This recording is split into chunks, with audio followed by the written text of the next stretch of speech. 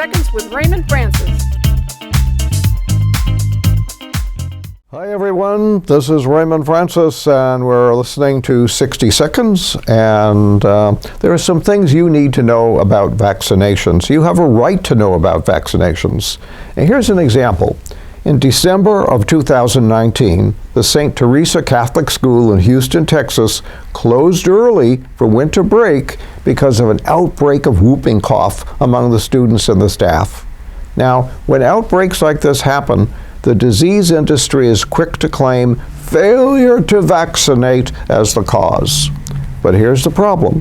100% of the St. Theresa students had been vaccinated, 100%.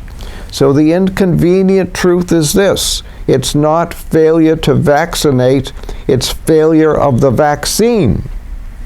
Not only are vaccines unavoidably unsafe, as the industry itself has claimed, they're also ineffective, and beyond ineffective, they can make you more susceptible to infection. In fact, studies show that 5 years after completion of a series of these vaccinations for the pertussis, that children were up to 15 times more likely to get whooping cough compared to the first year after the series. So here's the bottom line. The vaccine itself appears to be driving an increased risk for whooping cough in the future. So you don't get it right away, but 5 years down the road, you're more susceptible to getting the whooping cough after you've got the vaccine. Further, the vaccine has been linked to over 30 adverse health effects.